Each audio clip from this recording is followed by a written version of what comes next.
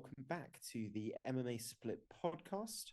Here to discuss everything that's happened in the last week in the MMA world. UFC Vegas 68 in the books. We'll be discussing everything that happened on that card. The main event, Sergey Spivac beating Derek Lewis pretty convincingly. All of the Road to UFC finalists had their fights as well. If you saw our pick show, which I'd be very impressed if you did, considering how late we managed to get it out last week, I should say, you'll realize that we didn't really watch Road to UFC, but after last weekend's actions, I certainly wish that I had, because some excellent performances. I would say the best performances of the weekend were a couple of those guys fighting. Bit of news to discuss as well. There's been a plethora of UFC bouts, headliners, main events announced in the last week or so. We have not had an opportunity to truly delve into all of that, so we'll be doing that in the next hour or so as well. Plus, discussing Laura Sanko making her debut on the UFC commentary table. Doing a pretty good job. First lady to ever sit in that UFC booth. And we'll be giving our thoughts on that as well. I am just one half of this podcast's hosting duo, however. My name is, of course, Matthew, joined as always by Josh. How's it going, everybody? Please like and subscribe. And if you're on the original channel, you will see in the comments section underneath this video a link to the same video on the new channel. I'm not telling you which one to watch it on. I'm just saying at the end of this month, we're moving over. We're changing premises. We have moved. So make sure you sub into the new channel instead. Where to start? It's going to be March. Sorry, go on, Matt. I was just going to talk about Sanko, but let's... Oh, we can definitely, Josh, you never have to apologize for bringing up Laura Sanko on this podcast. That is always a good decision. Straight into the video. I like it. Yeah.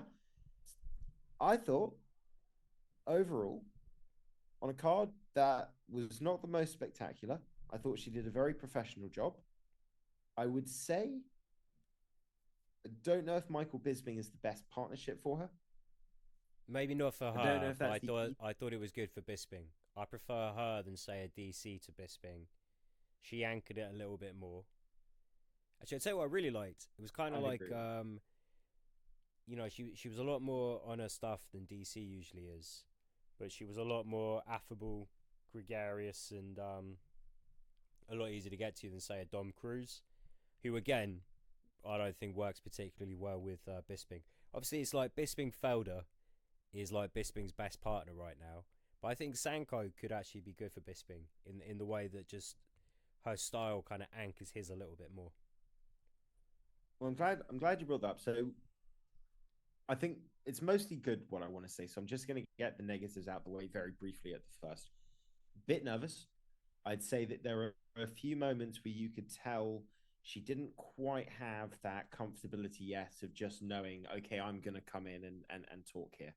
I felt there were a few moments during the fights where she'd be very silent throughout the fight.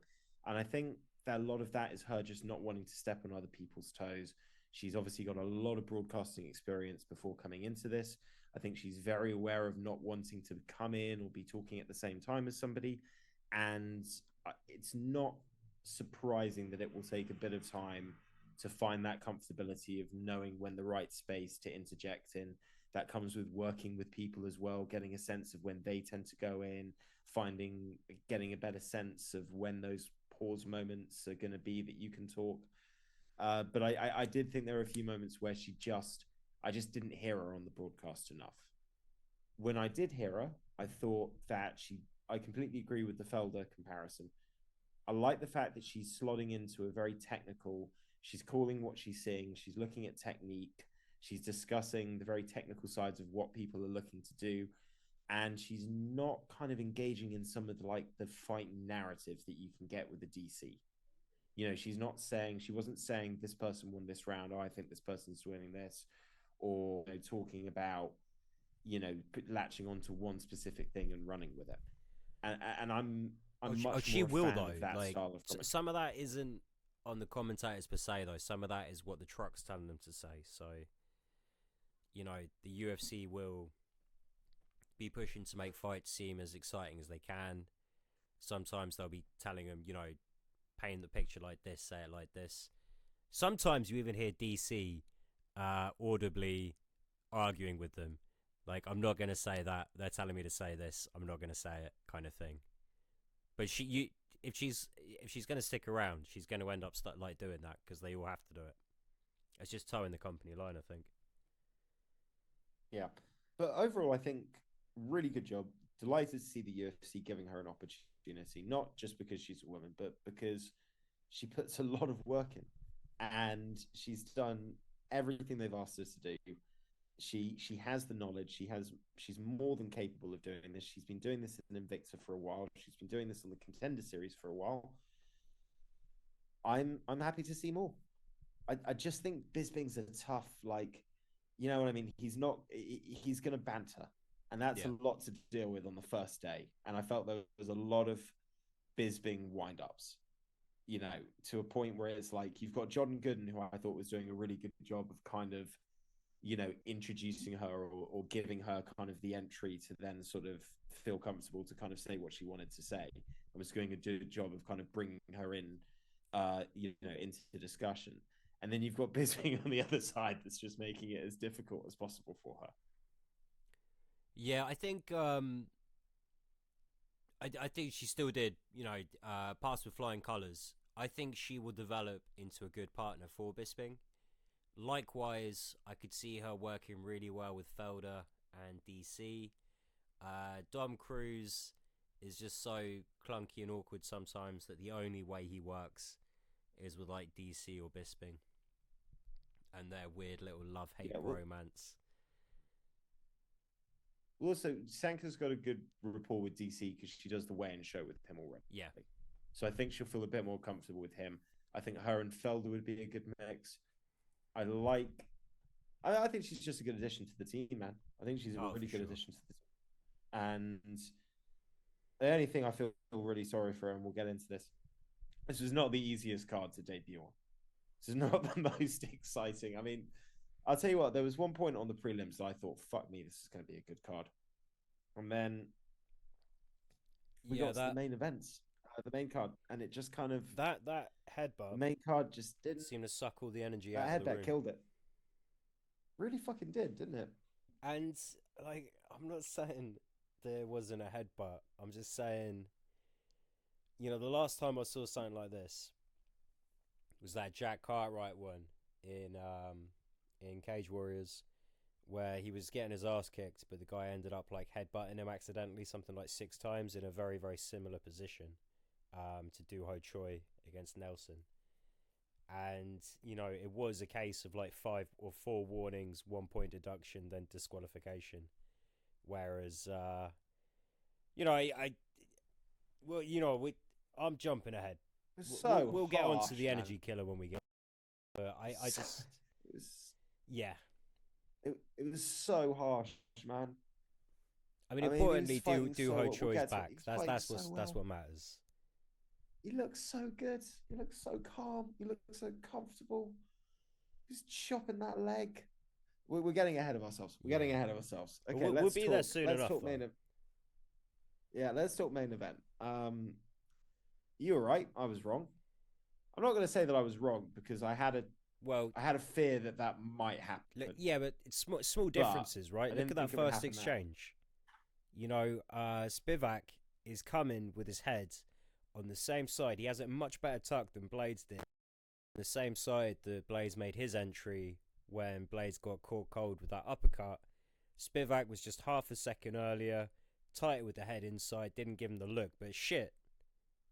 That right first flurry, almost a 50-50, could have gone the other way. He took a big risk when he did that. True. But just to fill everyone in, Sergey Spivac obviously submits Derek Lewis in first round in pretty dominant fashion.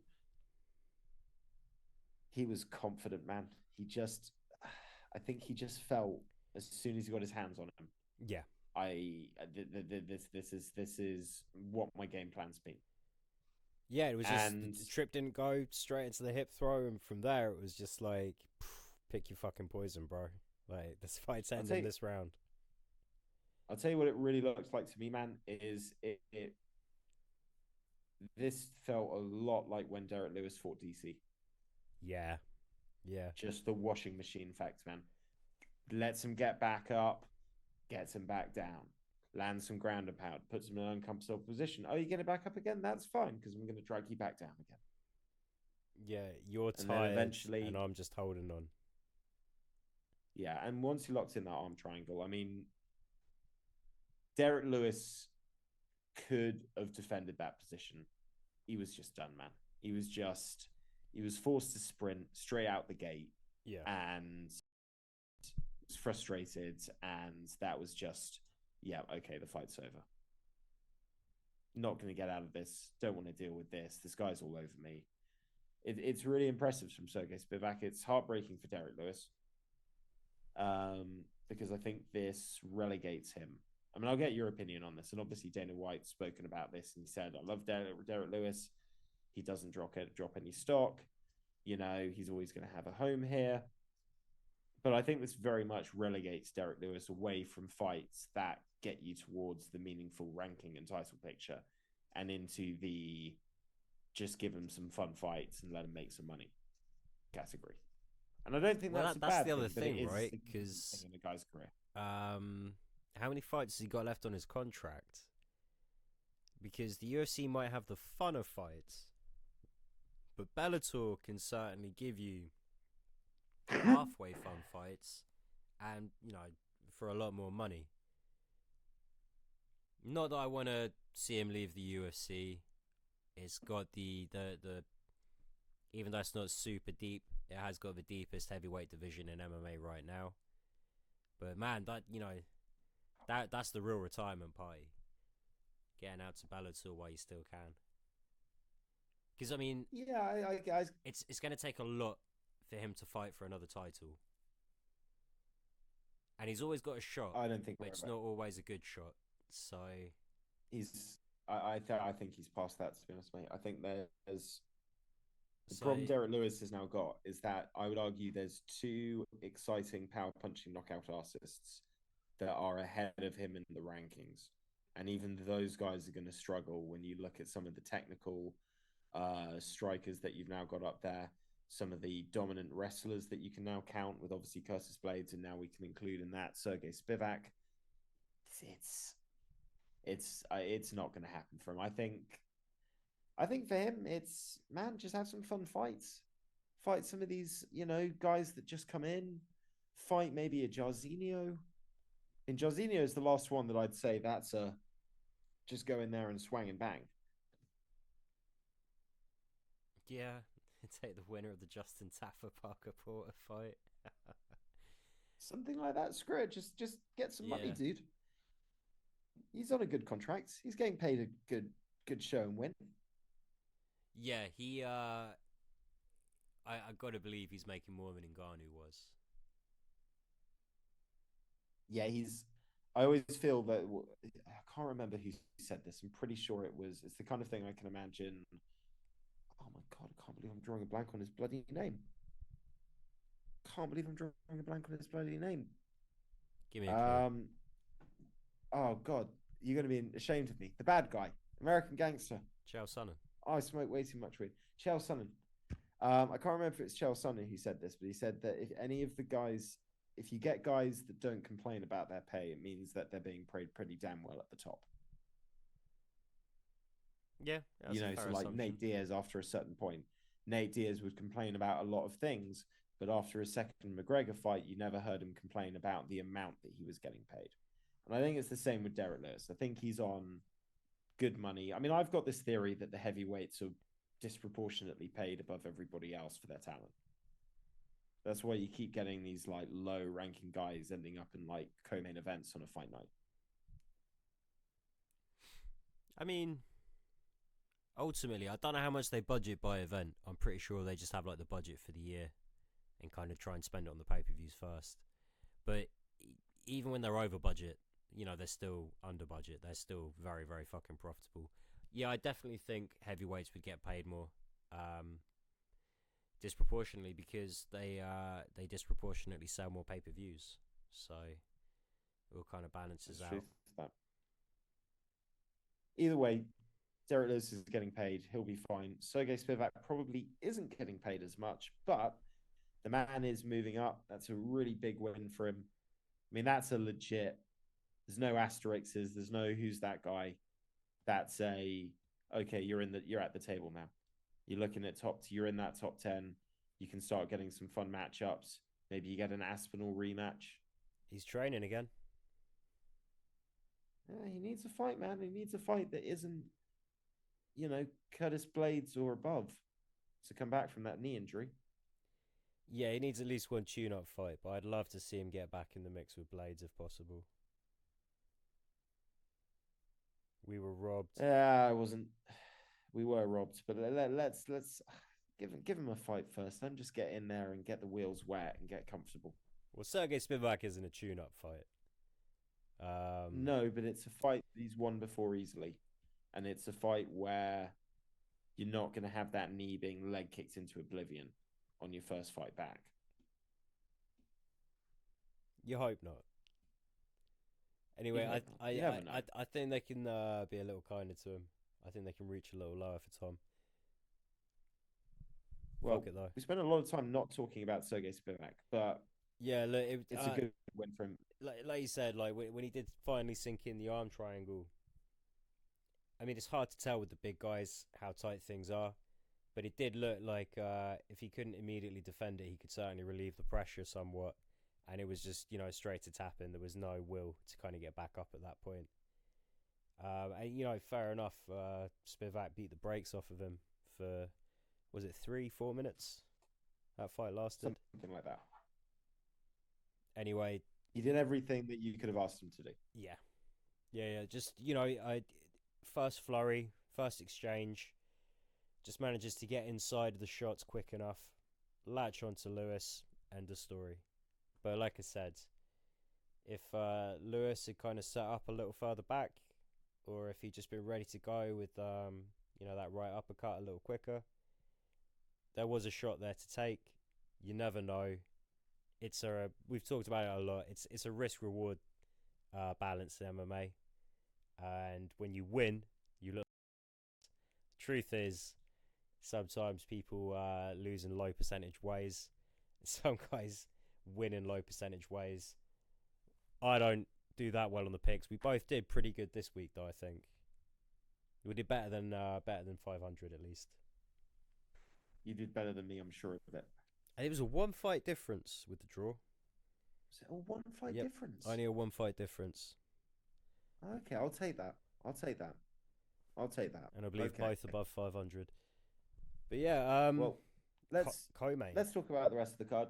I'll say this for Derek Lewis on a final note. It's both a negative for Spivac and a positive for Derek Lewis. This card was so late for Europeans and Americans that honestly, there aren't going to be that Americans who even remember this. That's going to be the problem for Spivac. This is going to be a win that gets forgotten because it happened at fucking 1 o'clock in the morning or some shit like that for Americans on the East Coast. And by the way, for listeners who were wondering, we were very confused about the time when we did the pick show last week. Yes, it was meant to be in South Korea, but then Zombie got injured. And so they moved it back to Vegas since Zombie wasn't on the card. Makes sense. Makes sense. Let's talk about the co-main event. Devin Clark grits, fights, works his way to a well-earned but very tough, very scrappy, and very hard-fought decision win over a Jung Da-un who fucking looks like a giant compared to Devin Clark. I picked Clark, but when I saw them matched up, standing next to each other, and a few exchanges, I was looking at it just being like, that's a big fucking guy. It's a really big guy. Yeah, but so foolish. I mean, Devin Clark had to make that a grinding fight to win that fight. And I don't understand why Jung, when he had the opportunity, didn't separate more and try and start picking Clark up on the apart on the feet. Because this whole strategy of I'm going to wait until he's tired, and he's thinking I'm going to wait until the other guy's tired, that it was pretty clear after the first round that wasn't going to work within 3 rounds for either gentleman. So why did Jung go back to trying to engage in the same way with the clinch work and the takedowns when his best path to winning this fight was to create some fucking separation in what were pretty close rounds towards the end and, use that frame? I know Clark was fast and he was coming in, but it was always, a jab and a right hand or just a jab and then a level change. You knew it was coming. His coach was screaming for the knee. How did Sanko describe it? Show him the price of admission. Just keep fainting the knee there. Obviously he did get a little tired in that second round, but Jesus fucking Christ, Clark's not Mr. fucking cardio. He's not Mr. Duracell. He's not going forever either. He's been grinding just like you. Just create some fucking separation. Measure the distance. He was constantly within Clark's, and he knew it immediately from the first flurry, within the range where he felt comfortable shooting in on a takedown. Or at the very least trying to push him to the fence. So circle away, get your fucking back off that fence, son. And start going to work. Just no sense of urgency and the arrogance that he was going to beat Clark at that game in a clear and definitive way. By the end, kind of deserved to lose. I thought Clark fought a really smart fight, which isn't always the case with him. But this one, he was just fucking on the money. He had some really nice takedowns in this. Yeah, he did. Very quick. Really stylish takedowns. Different styles as well. Rolls, trips. I was impressed with Clark. I mean, he's not got the physical attributes of a lot of guys. He's never going to get, in my opinion, past a certain point. But the UFC like him for some reason, man. They put him in a couple of, main events and co-main events before. And I think he'll lose more fights than he'll win than he wins once he gets past a certain level. But he'll pull out some good wins every now and again. And he's scrappy and he tries hard. Yeah. Jung's got holes, man. This looks a little bit too much like the Sam Alvey fight. Oh, yeah. Way too much like the Sam Alvey fight. And he got away with a draw in that fight. And I thought that was pretty kind, that draw. I thought Sam Alvey won that fight. But it does go to show where the level is when you get up against a certain well-rounded guy. But well done, Clark. Wasn't the most exciting fight. It was better than the feature fight, though. Marcin Tybura beats Blagoy Ivanov on, fractions of activity won in that fight. But fuck me, man, this was I don't want to talk about this. What was it? It was one punch in the second round and some wrestle fucking in the third round that won him the fight. Basically, if Ivanoy doesn't slightly trip up after that punch lands, he might have won that second round. Did he not go? I had Ivanov winning the second round. It was the first round I gave to Tybura. First round, I think I'm conflating. Oh, did he get? Was it 27? Josh, I stayed up. Josh, I was. Oh yeah. Either way. Yeah, no. I was tired when I watched these dudes. It was a weird night. Fine. I slept for like 2 hours. Tybura, and woke back up. He was he was resting on his laurels for sure after the first round. And the thing about Ivanov is you kind of forget that the guy did fight Volkov for the title in Bellator. He looks like he might be a bit undersized, but his knack for looking like he's sparring. The shots he throws don't look very laboured, but they fucking land, and they seem to land hard enough. And when he takes shots, he just kind of rolls away from him, very much like he's just sparring. Tybura got caught just throwing one long heavy shot combination, just naked shots, thinking that was going to do some damage and change it, and Ivanov would just tee off on him, not even counter, just let him throw and then throw 3 back. Tybura was very, very lucky in that third round to get away with it like he did, and it's kind of frustrating because I thought this would be a good fight. This is 2 decent heavyweights that can scrap. Not that it was going to be super technical, high volume or fast or anything. The second round was the only round that I really enjoyed, and fair play to Tibor for pulling it out of the bag and getting that third round locked down. But Hey, if you can win on your bad nights, that's that's not that's everyone's going to have bad nights. You can either lose on Yeah. them or win on them. He found a way to win on one of his Even bad though I've nights. got a knack for making people have bad nights as well, to be fair to him. That's true. Well, like you say, he's small, but I think it makes him a bit fucking hard to hit. You know that the takedown's a possibility. You're always a little concerned about him shooting underneath you. And he does, because he's shorter, he can get underneath quite quickly, particularly if you're throwing, aiming for the head. Yeah, the second you're flat He's footed an or awkward one. overextended, like he can work inside because he has got, a slightly smaller frame there. Well, enough said about that one. Let's talk about the fight that ruined everything. Yeah. Doohoo Choi. I picked Carl Nelson because I thought Doohoo Choi was going to look rusty. Like, fuck, he looked rusty. I mean, he got caught with one big overhand. Was it an overhand or a left hook that Nelson caught him with? I mean, he got, I believe he got dropped twice, didn't he? But one was definitely the right hand. I can't remember the other. Yeah, so little moments in finding the distance, but man, he looks so good, man. He was chopping that leg away.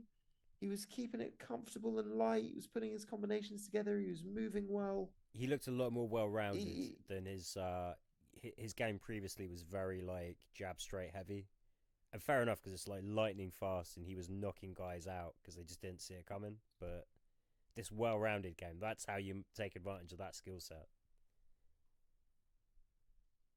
yeah, this was a really good performance. And then he gets a point deduction. Fucking headbutt that wasn't a headbutt. I mean, it was a headbutt, but like it wasn't like a headbutt. Yeah, like if that had been a bad groin shot, like a really bad groin shot, and it was the first groin shot, you still would have been pretty surprised to see a point taken immediately. It's a clash of heads, man. It happens. People are going to bang heads. It happens when people are in opposite stances. It happens when people are on the ground. It fucking happens in the situation. Obviously, you've got to make headbutting illegal, as in somebody using it as an intentional shot. There's very few situations where guys will legitimately want to headbutt each other. It doesn't tend to benefit either people Yeah. unless you land it in a very specific spot. The only thing I could think is that Tyone's like looking at him as he's trying to sort of frame off and like, uh, free up his posture essentially. And he's probably thinking in his head like, "Oh, I bet this motherfucker's about to try and headbutt him." And then he kind of like, pulls him up and down again and try and like slam him to create that separation and break the posture. Um, Obviously, there's a bit of a bump ahead. It's a headbutt. It just a warning or taking away the position would have felt sufficient. Still, the headline: Do Ho Choi is back. Ultimately, this fight is irrelevant. Carl Nelson still put He in, got paid his a win pretty money. good fight, and Doo Ho Choi got paid his win money. oh, fair enough.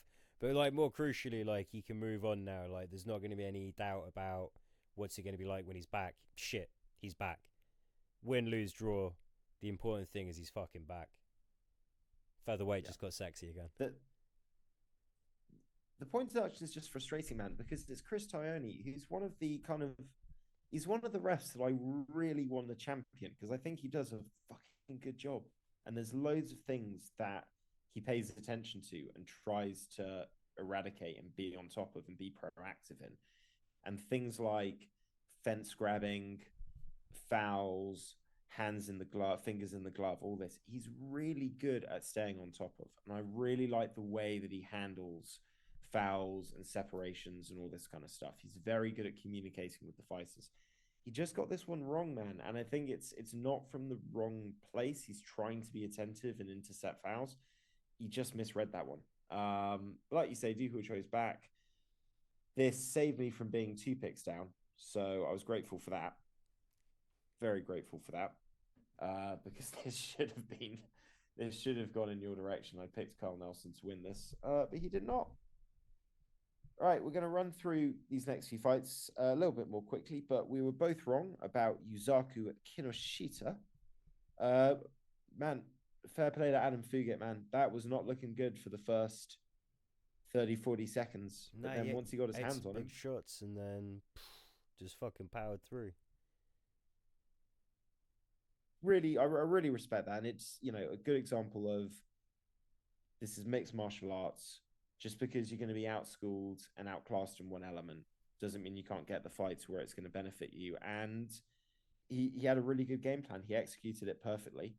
And really, Kinoshita was exposed as having some big holes. Yeah, there was some nice violent elbows at the end. I sure did love me some of them. Always appreciated. Which takes us, I believe, onto our road to UFC finalists. They were finalists. We weren't sure of that when we did the pick show. Big Yeah, round of applause because there were some terrific fights here. Some great performances. Anshul Jubilee really put on a wrestling clinic here. Very impressive. Dominated Sergey on the ground. yeah, and again, nice violent finish. So, yeah, I mean, Yeah, I wouldn't say that I was super impressed with Saragi's technique, but his obvious strength, aggression, and ability to take a shot. Jubilee did very well to just make this a very professional win and really kind of punish Saragi along the way. I'm kind of interested to see what Jubilee does next. yeah, he looked big for lightweight, big frame. Um, this was the only fight that I would say was slightly boring. And when you have a guy who is described as the Korean Tiger fighting a guy that literally had leopard prints in his hair, I'm watching this thinking, we're getting the leopard versus the tiger. This is going to be fucking awesome. And heavy, lot of grappling, a lot of grappling, Well, a lot of grappling from Yija. yeah, Ijo clearly saw that the best way to win this fight was to shut down the black belt in Lee, but still, the guy just being more dangerous on the feet. He thought, grind him out, make it tough for him, keep him tired, try and control positions, take a decision. But I don't know. People are still getting slow to adapt to this whole. More than anything, we're going to score damage and submission attempts. So and truly dominant positions, not just kind of grinding and holding his back against the fence. It was pretty obvious to me that Lee had won 2 rounds just based on like the damage done. You got to find a way to stay busier. You got to be landing shots in the clinch. You got to do some dirty boxing. You got to be landing knees when you're like holding their back up against the fence. And Jesus Christ, when it gets down to the ground, if you're not trying to advance permission or submit them, start softening them up because damage reigns supreme. Yeah, I think if there's one note that everyone needs to take is that the pressed up against the cage in clinch with both of you standing is not going to get you the points that it used to. No, neither are takedowns. Even when it's not just a position change, when you actually secure a takedown, if you do sweet FA with it, it's almost a meaningless stat. Agreed. And Lee gets the win on damage. Fair play to him. Brings us to Kazama versus Nakamura. This was a short but sweet. Both guys went for it. Nakamura is going to be a lot of fun, man. Yeah. Comes forward, big hooks, big swings, looking to knock the guy out. Landed the shot early. Kazama just couldn't handle the pressure. Guy went for it. Really, really impressive. Yeah, and that got a performance bonus as well. Deserved it. 100% deserved Yeah. it. And first fight of the road to UFC, Park Kyung-sung pulls off a comeback, was losing the fight. I was actually really impressed with Choi. I hope they give him a contract because I thought he was fighting a really smart fight against a guy that obviously had the power, had that finishing instinct. To be honest, I thought once it went into the third round, I thought Choi's got this in the bag. He's fighting a guy that's used to having short fights. He's not used to having to go the distance. This is in your wheelhouse. And all you can say is fair play to Parkman because he knew he had to pull that out the bag and he got that. He got on his back. He got him down. He got the hooks in. Really, really nicely done. Yeah, it was a fun fight, that one. In fact, how did the And Korean we should have Zombie watched. do coaching? Did he win a fight as a coach? I think Lee Yong Young was his. Yeah, maybe, I maybe. think he Do won. Ho I think he Choi went 1-1. obviously got robbed of one. Yeah, so I think he might have gone 1-1. Or 1-1-1. Yeah, Anyway, back 1-1-1. onto the more credentialed fighters. The Iron Turtle against Tia Lulin. It's a This pretty was fun fight. outstanding, man. This was outstanding. He's so every time he smiles so much when he comes in. He's in such a good mood, and he fought the fight of a guy that was just really relaxed, had an excellent game plan. Don't expect to see that kind of grappling from him, but he really made it work for him and got in that full mount position. Tilo Lin couldn't get out of it, and Park was patient, man. He just waited, didn't try and rush the strikes, just kept holding in position. And then once he had his openings, man, he made it count. Those elbows were nasty. Yeah, yeah. I mean, Tia Lulin, all credit to him for putting the effort in, but he was defending this terribly. Just wouldn't commit to an escape route. Half-ask in a sense every kind of strategy, but with maximum effort. Just the Iron Turtle just fucking rode his ass out like a shell. Beautiful. No, top performance, top performance. And Tatsuro Taira put on a grappling masterclass to kick us off. Yeah, man. Fucking shades of Khabib when he was like, "Yep, I'm just gonna go for the fucking triangle from here and roll." And you know what? I'm taking your arm too. Yeah. I mean, when you get a verbal tap, you know you've got the guy. And when you look it back, his other hand was wrapped up as well. He had to tap verbally. Yeah, it's like that Chael Sonnen one against Jeremy Horn where he has to say tap, tap, tap, tap because he can't tap anything. Yeah. That's the thing. Like this card started. I mean, the first four fights of this card were absolutely outstanding. And then, okay, Lee Jong Yong versus Yijan, not so great. But then you get Jubilee, and then you get obviously Adam Fuget's win, and then just duck. Absolute duck. Yeah, cheers, It Chris. happens, mate. Yeah, thanks for that one. What can you do? I really hope that does not happen with this weekend's action, because if it does, then I'm going to be very depressed. But that is a conversation that we will save for our pick show that we are also recording today, but will be released later this week. Watch this space. Click and like that video when it comes out. That's everything in terms of the UFC action. We also had some Bellator. We had the retirement, the last fight of Fedor. He is retired again for good this time. He swears 100%. It's like Tom Brady. He said it. I know he said he's retiring before, but this one is for real. And I didn't watch this fight, but I saw the highlights, and I think I think it's time for Fedor to call it quits. Yeah, I mean, I haven't watched the fight either, but I guess the highlights probably is a large part of this fight. Yeah, You know, pretty much. I mean, yeah, it fuck wasn't it. it wasn't close the last time he fought Ryan Bader. It wasn't close this time. Fair play, It's Bader. he has no business being in there, man. I mean, this is all of these guys. I think the rule should be that if you fought in Pride, you're probably too old to still fight. That's not a bad rule. And Johnny Eblen won Yeah, again. hey man, guys doing well. I did not see the highlights of that fight, unfortunately. In fact, the only thing I brought up with Bellator is just Fedor because I thought it was No, yeah, it's noteworthy. fair enough. Yeah, no Bellator Um, breakdown this week. Sadly, not. We need to start getting a bit better at that though, because Bellator is going to have some good things coming up next year and might have some even bigger fighters joining. Watch this space, Francis Ngannou. We have had some big fight announcements though. Some massive fight announcements that are definitely worth discussing. I think the biggest one, the biggest two, and I think that's what we'll start with, there's got to be UFC 287, which has a main and co-main event. Izzy versus Pereira 2, or Pereira versus Izzy 2, I should say. The rematch is confirmed. How do you feel about this? Do you think this is a sensible decision for Pereira? Do you think this is a smart decision for Izzy? I think it's a great fucking fight. For Izzy, I think it's definitely a smart decision. I think he's taken enough time off. It's a very winnable fight in terms of, just as long as you don't get caught, you shouldn't be losing this fight.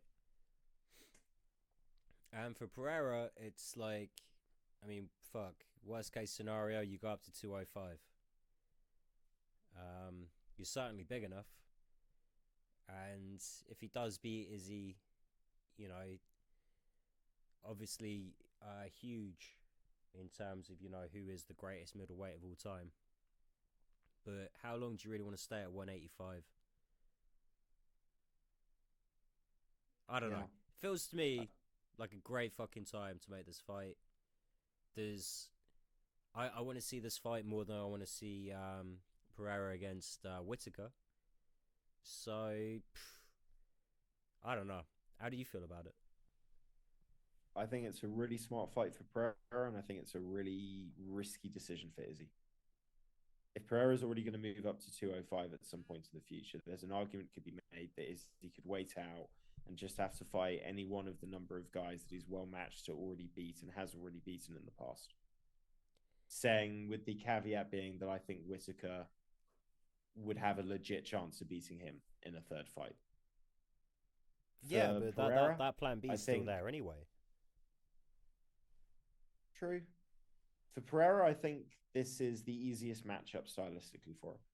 It's the guy who's already beaten 3 times that poses the least amount of a wrestling threat.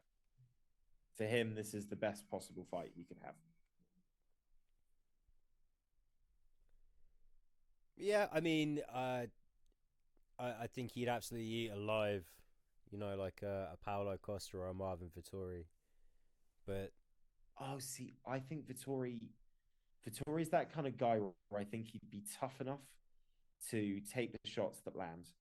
I don't think he's dumb enough or arrogant enough in like the Strickland sense of like nothing will knock me out. So I don't think he'd be that careless. And I think he'd have no qualms about going straight in for a grappling heavy style. Yeah, see, that's the thing. I think it's those grappling entries that are going to get his head taken off. Because of the knees. Yeah, I see what you mean. With Whittaker, the only worry I have with Whittaker with Pereira is just the size. It's just when is big too big? You know what I mean? When does the size become too unmanageable to introduce the grappling threat? Costa eaten alive, Cannonier eaten alive, Strickland, we've already seen how that goes.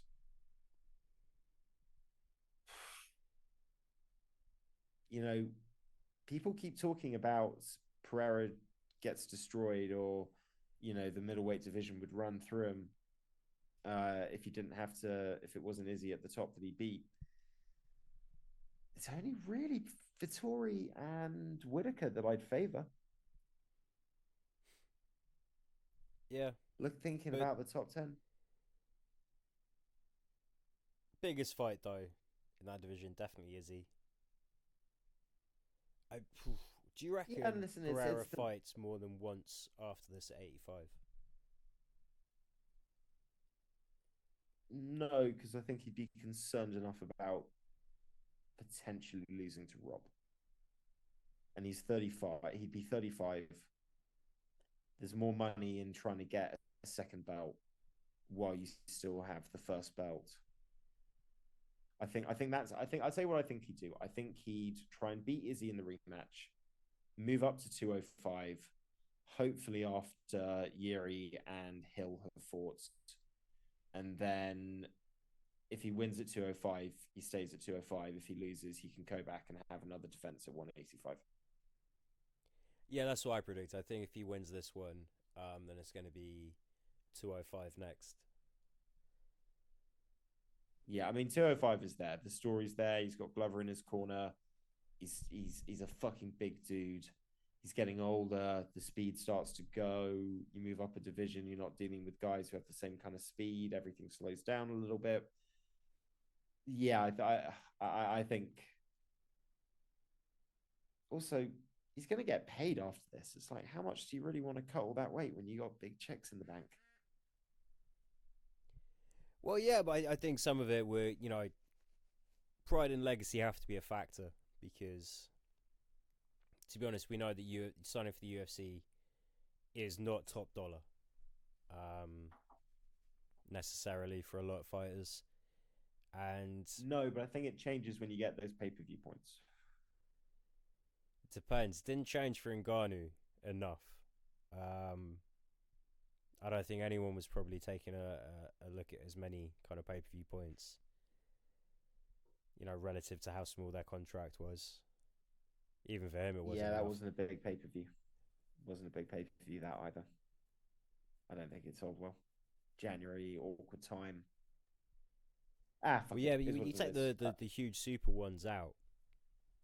I think it probably stacked up well enough. And it's not like Well, back in the day when Anderson Silva and GSP reigned supreme.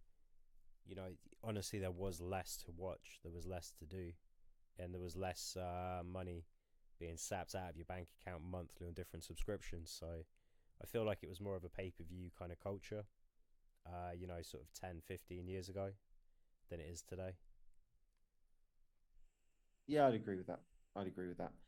While we are talking about pay-per-views, though, this particular main event on UFC 287 is going to have some help because it is co-main evented by the return of game-bred Jorge Masvidal himself, taking on arguably the real BMF of that division right now, Gilbert Burns, in a fucking great matchup. And a Oh matchup no, I and didn't after think would I was actually praying for happen. the Colby fight. Never mind, I'll take I this. think this is a more fun fight. This is a more fun fight. And I mean, listen, Masvidal needs the money. He needs to get back in there. He's hitting. He's not that far away from 40. He hasn't got time to waste. You beat Gilbert Burns. Hey, you're back in the mix. And one thing I can say about this current Gilbert Burns, judging from the Neil Magny fight, this guy I don't think is coming to hold you down and wrestle you for the 3 rounds. I think he's coming in there to try and finish you, either through submissions or standing up. Yeah, well, I mean, I think after the Chimaev fight as well, he kind of feels like there isn't anyone he couldn't beat, to be honest, even though he lost that fight. And if he stays, in that title mix, that's a fucking fun rematch to make. Especially if Chimaev doesn't Oh have yeah. another fight that close. Although I personally think that Chimaev never gets to 170 again, and we would just have his antics to look forward to at 185. Well, that would be an interesting guy to have in the mix at 185, actually, talking about guys with a wrestling threat and Alex Pereira. But there's a flip side to this fight, which is that I think for Jorge Masvidal, this is the best possible fight that he could have landed. This is the one guy who's right at the top of the rankings that you look at and think, just maybe you could catch this guy. He's shown to be a little chinny. Now, not to say that he's not tough, not to say that he's not durable, but you can wobble him. You can wobble him if you catch him clean. And Masvidal is slick. He's got fast hands. He knows how to set up strikes. I don't think Gilbert Burns is anywhere near as polished as him on the feet. I think he's a lot more predictable in his stand-up. It's just going to be a question of if Masvidal is going to be given that opportunity to stand up with Gilbert Burns. Is Gilbert Burns going to try and mix it up a little bit, give him some looks? Or is he going to approach this like the Wonder Boy fight, where he just says, nope, not engaging in the stand-up, going straight into the grappling? I mean, he'd be a fool if he didn't. Yeah. But for Masvidal, it's for all the shit that he's gone through, 2 title fight losses in a row, the knockout, the Colby fight, the second Colby fight in the parking lot, the lawsuit, his stars dropping, his credibility dropping. This is that win this fight. Let's say, hypothetically, next month, Leon Edwards goes in, knocks out Usman again. Maybe Bilal Muhammad picks up an injury. He could be straight back in the title picture. Undeservedly, but possible.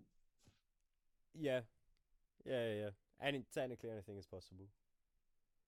More likely Gilbert Burns knocks him out or submits him. Yeah, I'll definitely be picking Burns on that one. Other notable fights, we won't touch on these for as long, but Dan Hooker taking on Jalen Turner. How do you feel about that one? Did we not talk about this last week? Maybe we talked I about it feel off that we air. said, I feel like we talked about it off air. I thought Probably, we brought yeah. up the fights that we were going to talk about, Yeah, excited and for it, then man. we didn't Good actually talk fight. about them. Tough fight. I Very don't think tough Dan fight Hooker's for going Dan to win, Hooker. but I think it's a good fight. Yeah, we also said that about Claudio Puelles, to be fair. Oh, that's true. So, hey, you never know. There are a whole bunch of other really good fights that were organised. Ponzinibbio taking on Kevin Holland. Yep, again, fun fight, that one. Is that on 287? Are these just scattered I throughout? believe so. They're scattered throughout. They're scattered Alright. throughout. I'm pretty sure that's on a pay per view. I'm pretty sure that is on the 286 or maybe the 280.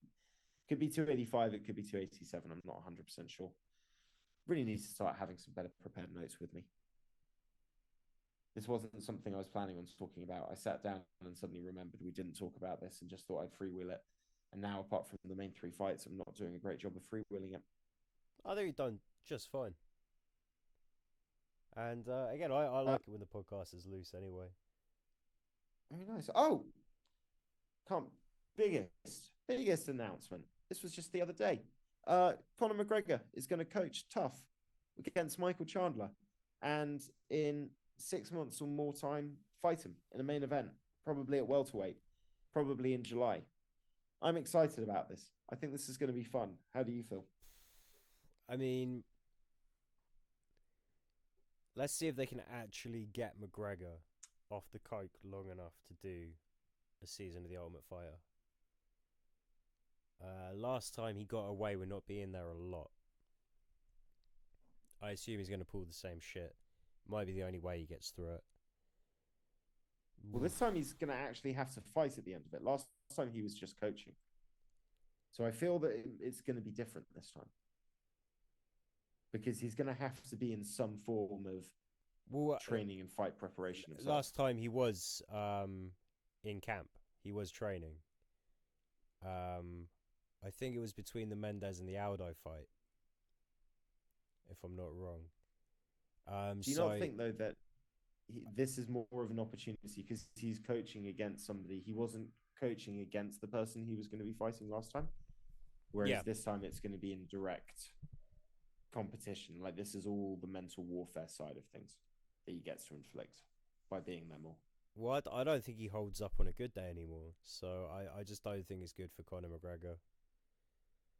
But, you know, fuck it. If it's not an absolute fucking train wreck, then, you know, I'm glad I get to see, like, Chandler, you know, smash the teeth out his head.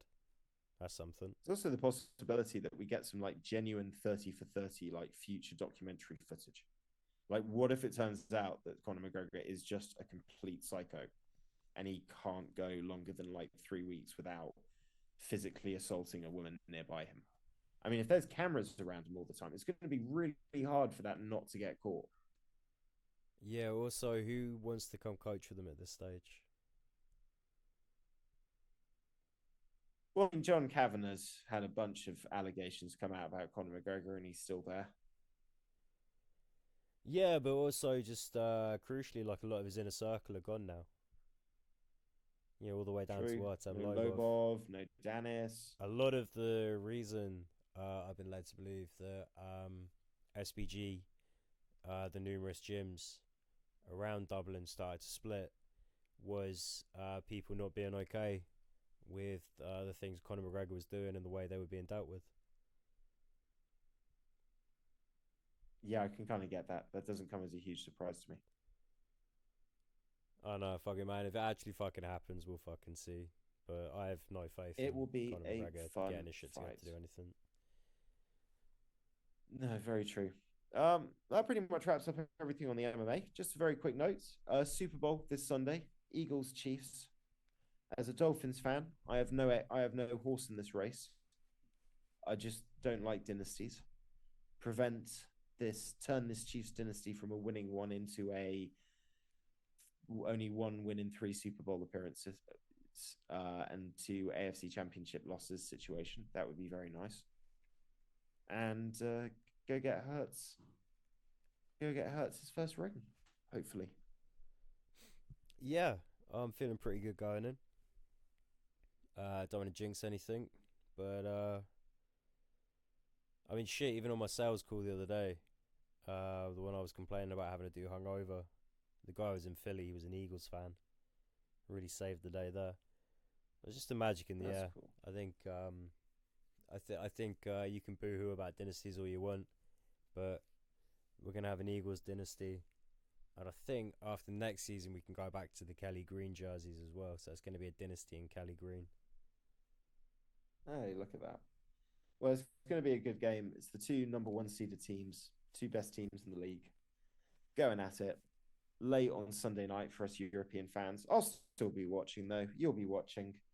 For all of you guys, maybe you'll be watching, but whatever you do, look after yourselves. Take care. Enjoy the fights. Enjoy the sport. And we'll catch you next week. Bye, Dave. Bye, Laurie. Bye, Trifo. Bye, Laurie. Bye, Dave.